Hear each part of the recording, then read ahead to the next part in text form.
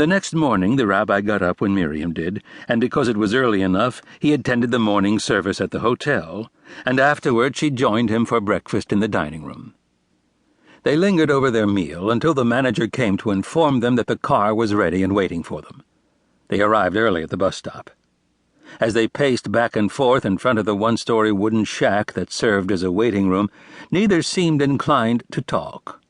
When the bus finally came, the rabbi helped Miriam with her bag and then stood at the curb smiling up at her and nodding reassuringly until the bus left. Then he walked home. Although he tried to work, he found he could not concentrate. Finally, he gave up in annoyance and picked up a paperback.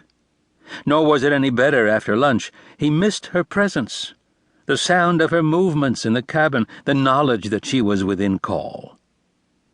Late in the afternoon she telephoned to tell him that the operation had been successful and that her father was now in the recovery room.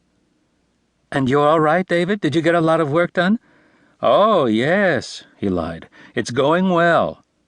"That's wonderful. I'll call again tomorrow. Miriam?" "Yes?"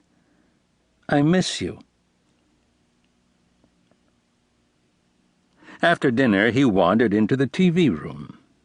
The set was in the corner opposite the door, and facing it were half a dozen armchairs and a sofa, all of them occupied. He stood near the door and watched a hospital drama which concerned the problems of a brilliant surgeon who had become addicted to drugs. During a commercial, an elderly woman on the sofa exclaimed, "Who knows what goes on in hospitals?" There were murmurs of agreement, and thus encouraged, she began to narrate what had happened to her when she was operated on for gallstones. Catching sight of the rabbi, she made motions of pushing over to make room for him on the sofa, nodding to him to indicate that there was a place for him. He smiled and shook his head, and left the room. He had no better luck in the game room. 4 men were seated around a card table playing pinochle, slapping cards down on the table with frequent exclamations of triumph or disappointment. Although he knew nothing of the rules of the game, he watched for a few minutes.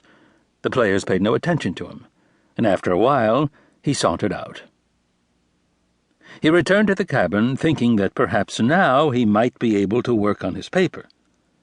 But the only light inside the cabin came from the bed lamp, which did not quite reach the narrow table at which they breakfasted, and the cord was too short to reach the only other outlet. Up till now he had worked on the porch at a round, glass-topped wickerwork table, but always in the daytime. At night the only available light was the 25-watt bulb in the porch ceiling. He was tempted to go back to the hotel to see if he could borrow a lamp with a long cord, but finally decided that he really did not feel like working. He removed his jacket and kicked off his shoes and lay down on the bed to read. After a while he dozed off, and when he awoke, he realized it must be late since the hotel was dark. It was after midnight. Nevertheless, the next day when Miriam called, he assured her that everything was fine, that he had spent the evening working on his paper, and that it was coming along nicely. "Are you sure?" she asked anxiously. "Of course I'm sure," he answered indignantly. "I ought to know if I'm working." "But you don't want to work too hard," she said soothingly. "Why don't you walk down to the village tonight and go to the movie?" "Well, I'll see. Just don't worry about me. I'm getting along fine." After dinner, he sought out the manager. "A lamp with a long cord? What kind of a lamp?" "A floor lamp. I thought maybe from one of the vacant rooms." "I couldn't take a lamp from another room." He sounded as though he had been asked to steal it. "I see you don't know very much about the hotel business. With us, we've got an inventory with the furnishings of every single room listed on a separate card. If we start moving things around, taking something out of one room and putting it in another—" He raised both hands ceilingward to express the unthinkable. "Look, you're going back to your cabin? Good. So I'll see if I can get a hold of maintenance, if he hasn't left yet, and maybe he can do something for you." Although it was clear from the manager's tone that the likelihood was slim, the rabbi sat on the porch of the cabin and waited.